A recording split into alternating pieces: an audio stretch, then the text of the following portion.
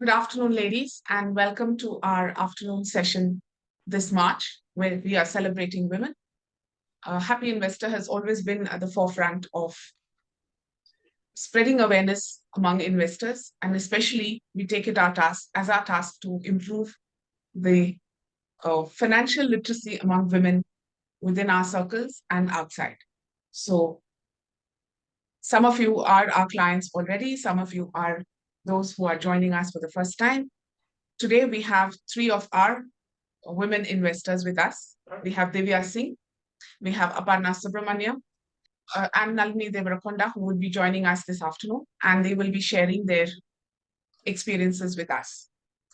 All of them have been our clients for some time, some for a short time, some for a longer time, but their association with us has been very thick. So please welcome Divya Singh as our first speaker, and she will be speaking on how she navigated a sabbatical successfully in her own words. Over to you, Divya. Thanks a lot, Sujata. And yes, good afternoon, everyone. Like Sujata said, I am Divya and I'm 35, married. I have a 4-year-old daughter. I'm also a full-time working woman. So, yes, it is a double income household and I'm settled in Bangalore. So, like Sujata said, my topic is sort of, to talk about how I managed to take a sabbatical while working. So, back to why I even took the sabbatical, right? So, I think 2020, when COVID hit the world, I think most of the families were affected by COVID. So was I. In 2021, during the second wave of COVID, I lost my mom. In 2 days, I lost my brother. So it was a lot for me to take on. We could not do a funeral because the travels were banned at that point. I'm from the north. And I live in Bangalore, so I could not travel to my hometown for that. So I didn't know what to do. And of course, I thought work would be a good distraction. I joined back work immediately. Not immediately, like in I think 2 weeks, I joined back work, and it was not helpful. I didn't give myself time to grieve, I guess. So I think in few months, I was sort of not doing too well. My mental well-being was affected. I was not getting enough sleep. I was very stressed. And I was just thinking a lot about my dad and missing my mom and brother, of course. So what I did was, I decided to take a break for myself.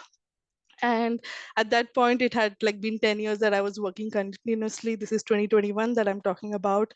So just even the thought of taking a break was, was a scary bit, because that whole financial independence, all of that, right? So it was a bit difficult decision for me to even take a break and just give myself some grace and some time to heal.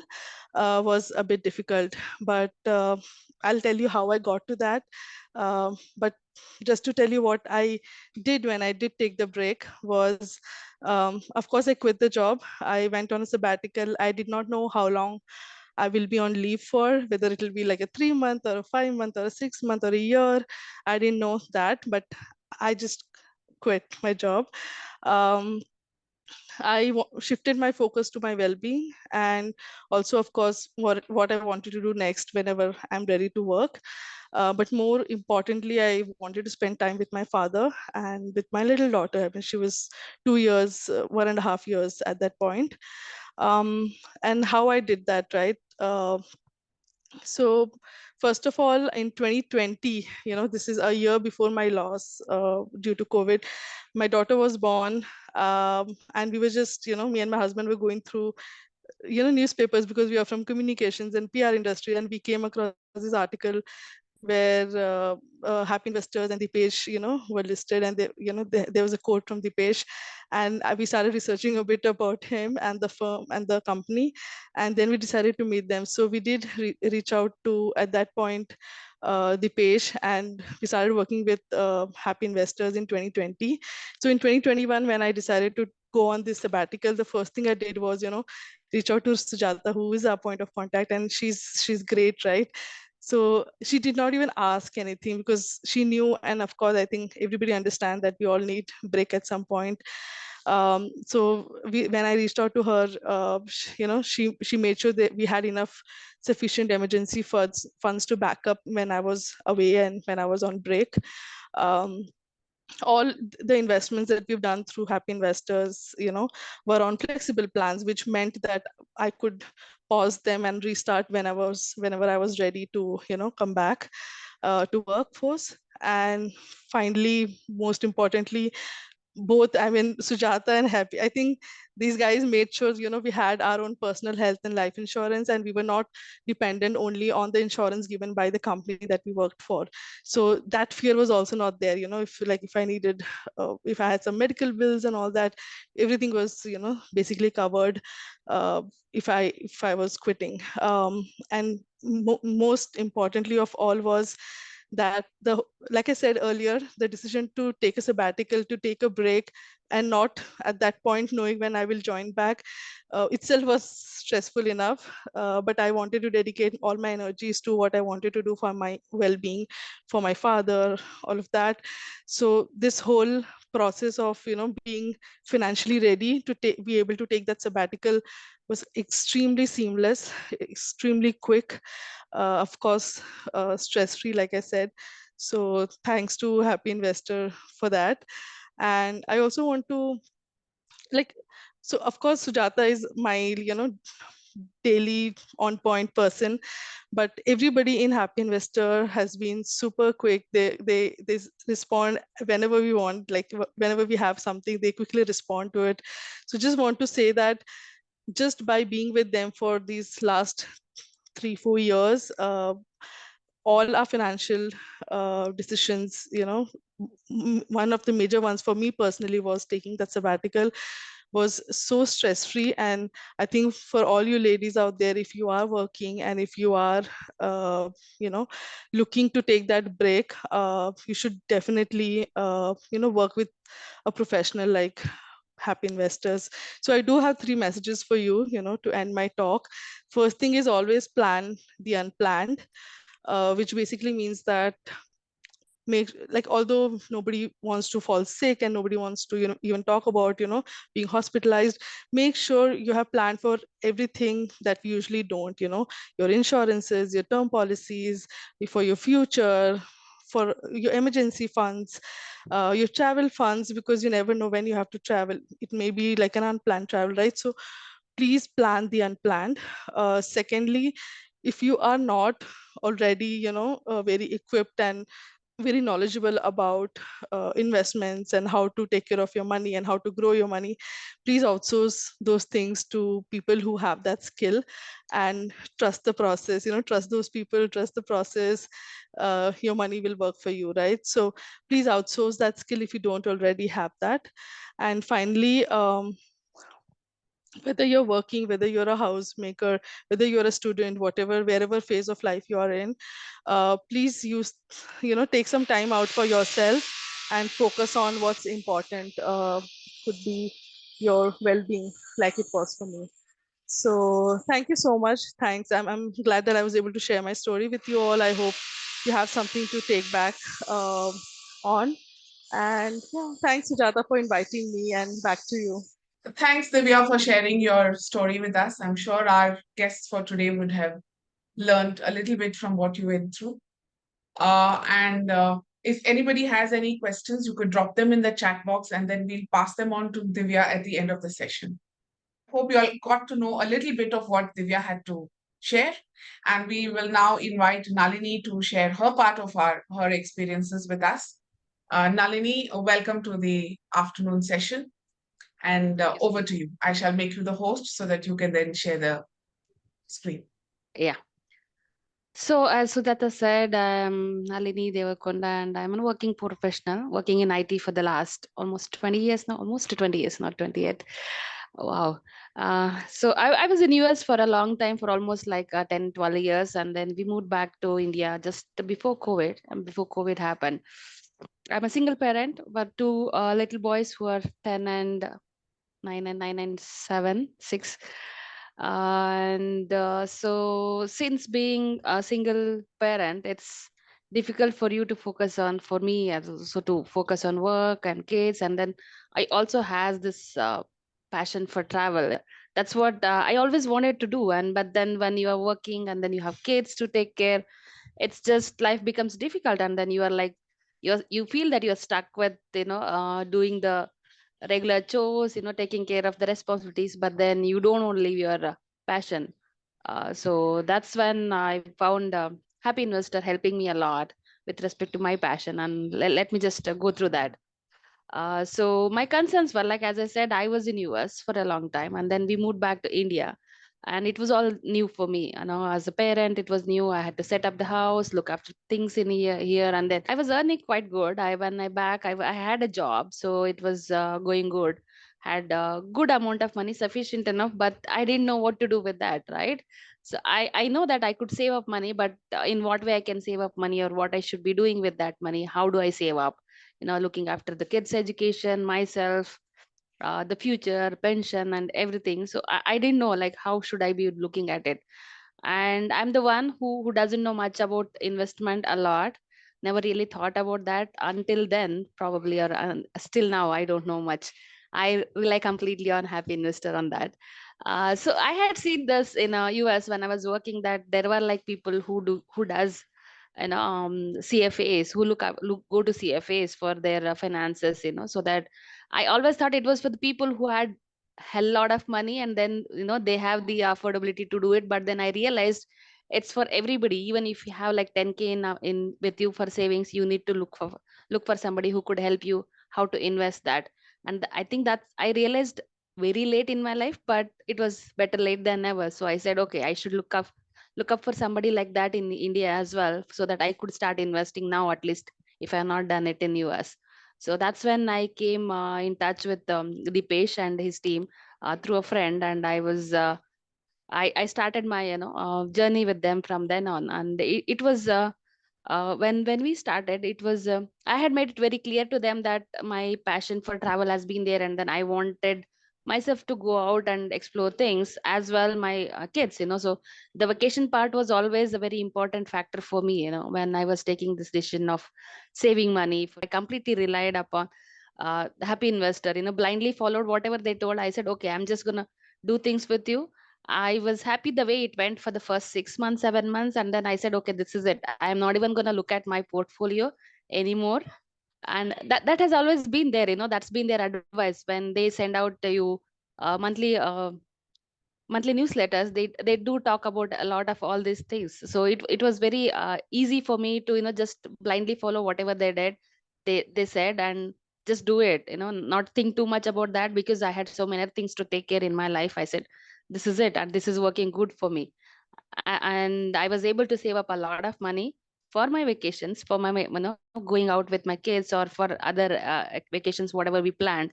We couldn't do much in the first 2 years because of COVID, but it was a good decision then, because I was able to save up a lot of money for those 2 years and take a bigger vacation in the coming next year. Happened. And I had enough money, but then I was not disciplined. Probably that's why I needed to was looking up for somebody.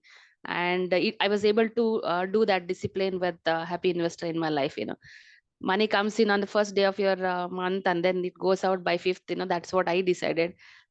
By fifth of the month, my savings are gone, and then I'm happy with that. Whatever is the left out, that was a decision taken by me and the team, wherein we decided, okay, this much amount is enough for me to take care of my monthly expenses. And then, as I said, it is more of a custom made for my requirement, because of my passion for travel, and being a single parent, single income. So but they do help you with a lot of things which you request for, and it's mostly custom made. It's not like one plan which fits for everybody.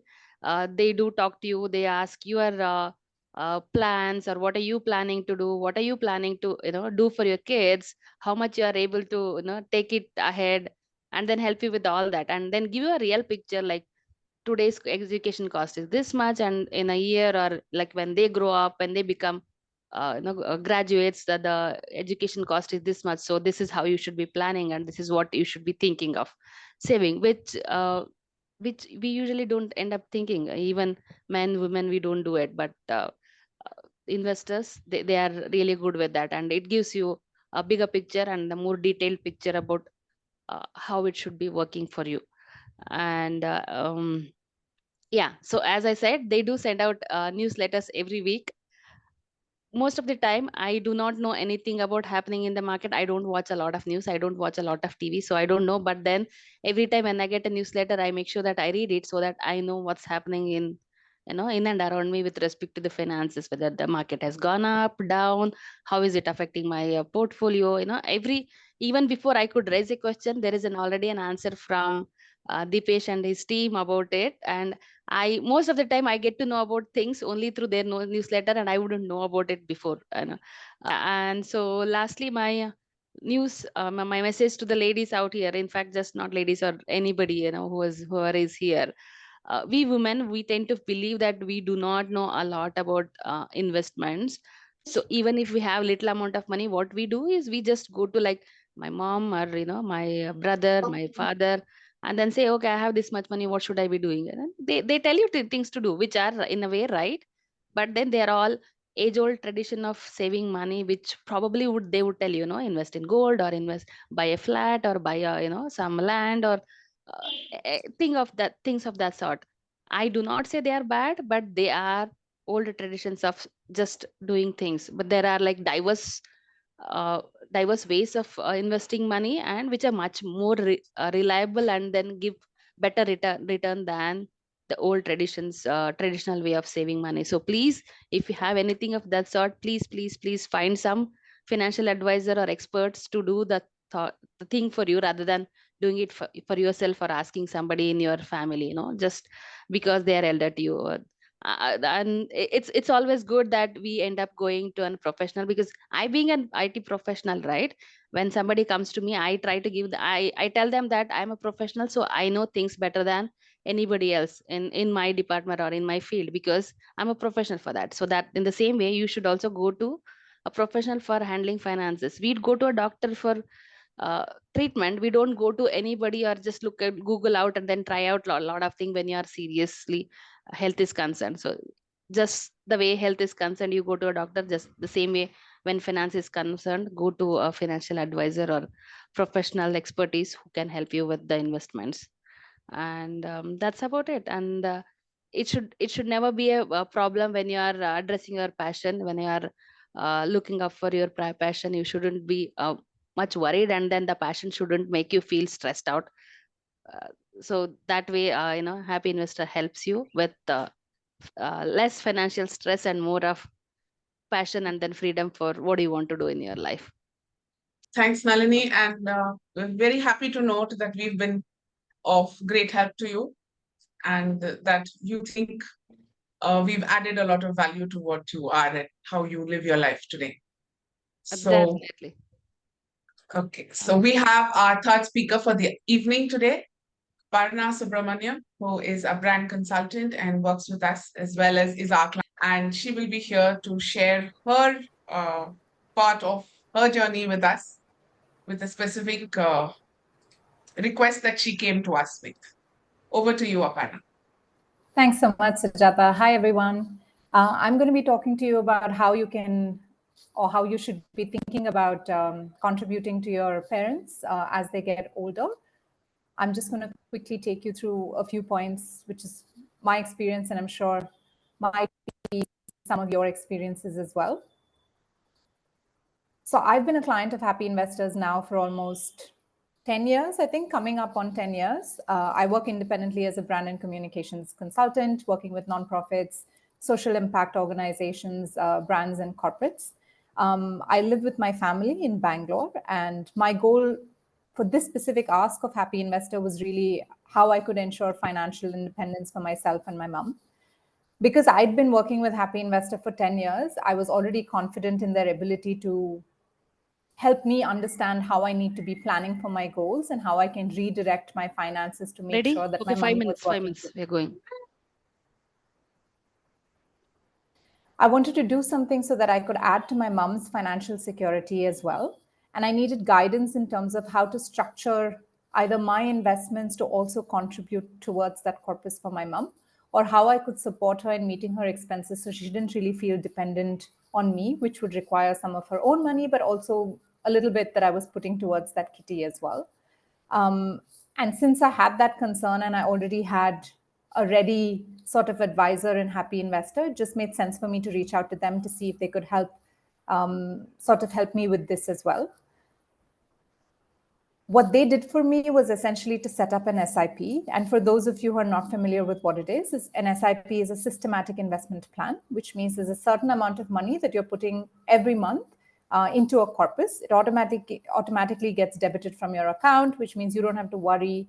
It's just something that's automatically going out. So how Dipesh told me about it when we first started was to not think of it as my money at all, that this was the money that was going towards the SIP and it's something that would just grow and compound. And I could look at what it was in 20 years or later, right?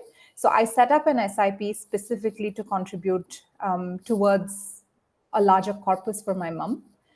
Then what they did was started an SWP, which is a systematic withdrawal plan, which was what they used the SIP that I'd set up was to set up a regular monthly credit into my mother's account for her to manage her regular expenses, which meant that she didn't have to come to me every time she needed something. It also made me feel more comfortable knowing that she had money of her own, that she didn't have to depend on anyone else for whatever she wanted to do, whether that was meet her friends for lunch, travel, buy something for the house, whatever it was, she was free to do what she wanted with her money.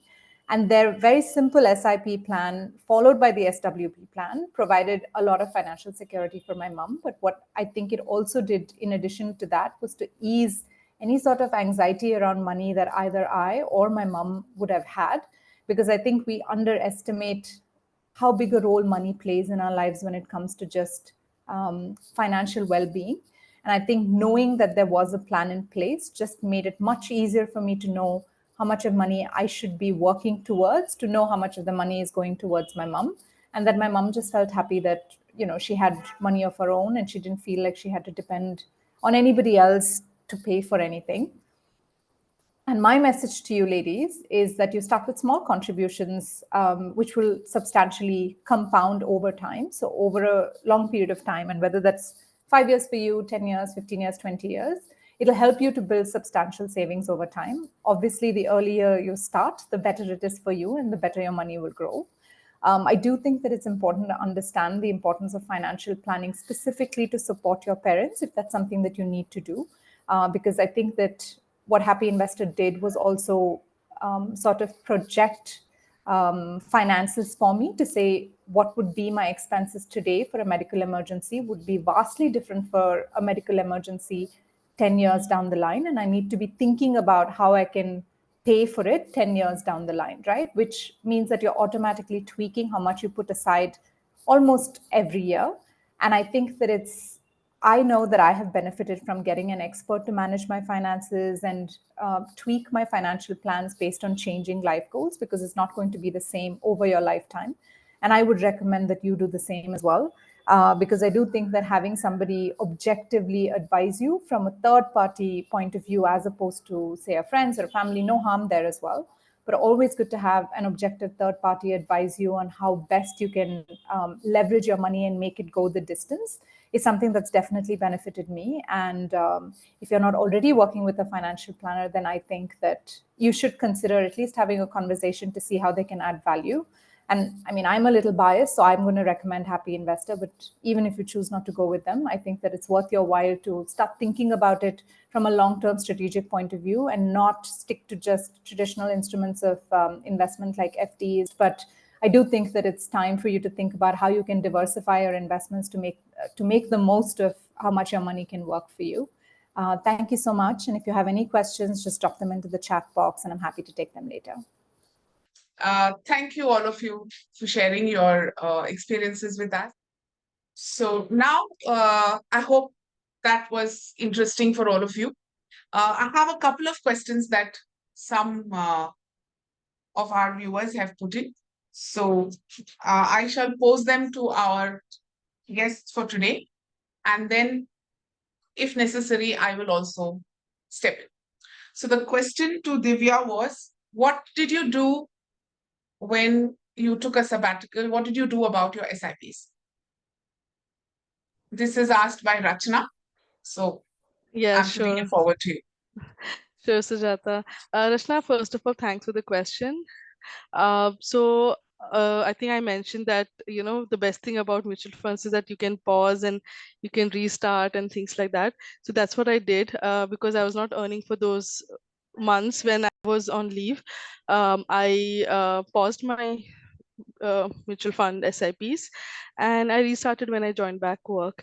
And I understand. I think I also got a message from you where you said that you are unable to do continue your SIPs because you also have you don't have any savings because you're on a sabbatical and stuff like that, and that is where your emergency funds come into picture. So for me, I had my emergency fund. I did pause my SIPs, but I had my emergency funds to back me and to for my expenses for those months.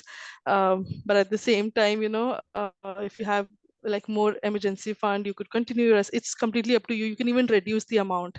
For example, last 2 years back when we bought an apartment, we reduced our SIPs. There are various things that you could do with mutual fund. It gives that flexibility. And honestly, I mean, talk to Sujata. She's a better person to answer these questions.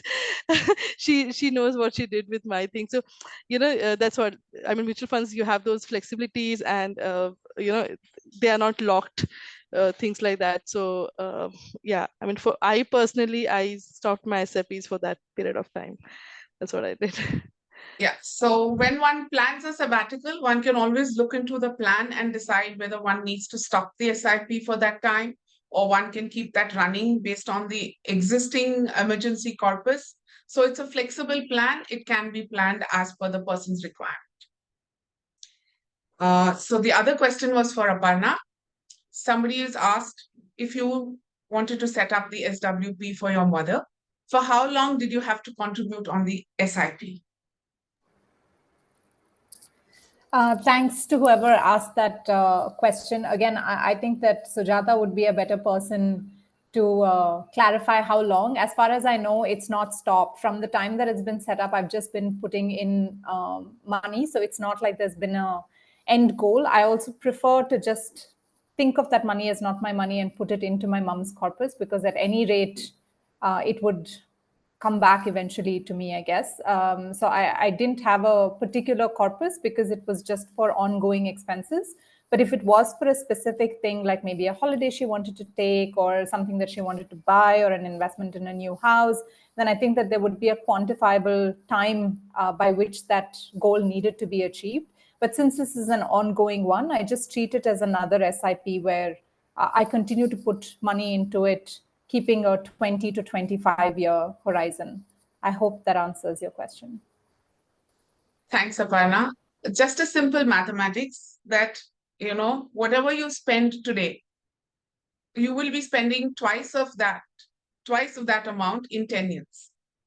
So if your investments grow at a better rate than that, then if you're contributing about 10,000 today, then 10 years later, you should be able to take out 20,000 per month and run it for a while.